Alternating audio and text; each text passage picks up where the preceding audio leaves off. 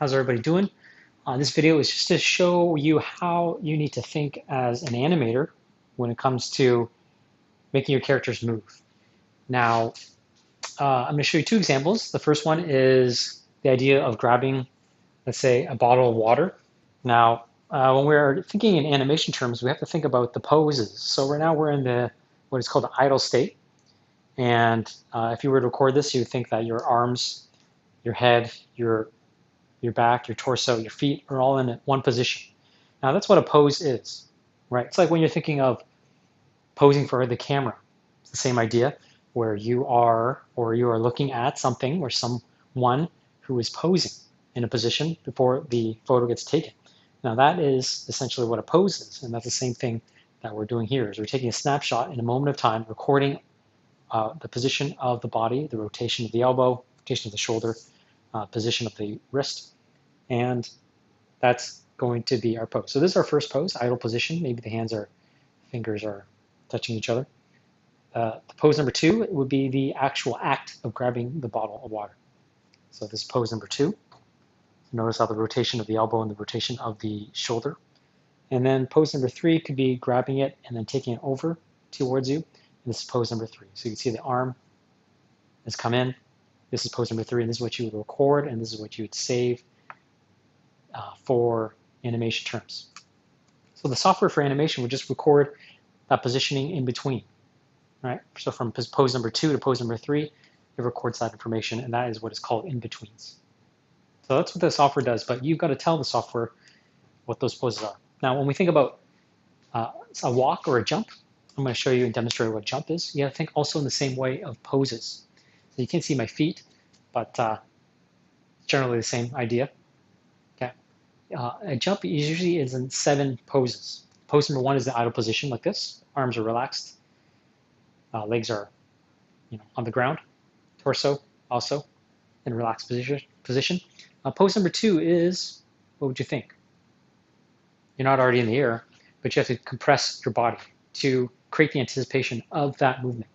So what happens in compression? Well, you are most likely going to bend your knees, your back moves forward, your arms go down.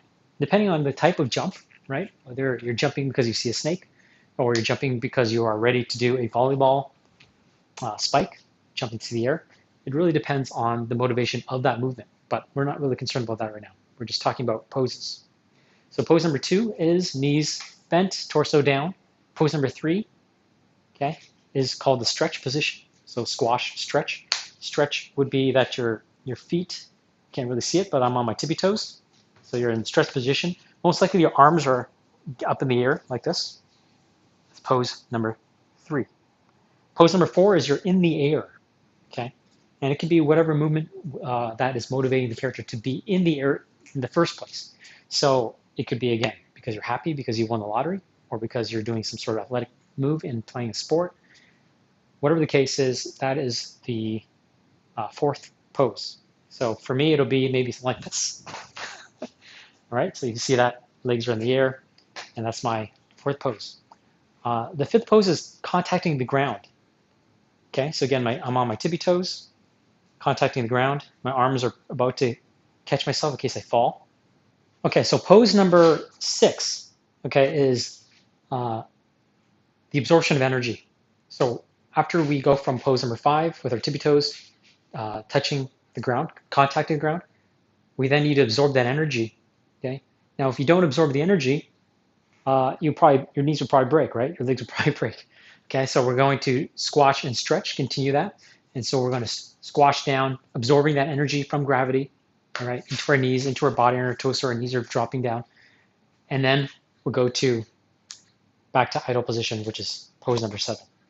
So that is, in a nutshell, how you think about poses when you are animating. And so you take these poses. It's better to write them down or maybe draw little sketches of those poses before you start animating, because then you don't want to confuse yourself by having keyframes in all different places, right? So each pose is a series of keyframes. So you have maybe 6 or 7 body parts, and then those 6 or 7 body parts have a pose, have keyframes for each of those poses. Now, what's the tricky thing is timing. We didn't talk about this. So usually, generally speaking, every 5 frames you have a keyframe. and then maybe you want to hold this pose. You could hold it for 5 frames or hold it for 10 frames before you move on to the next pose.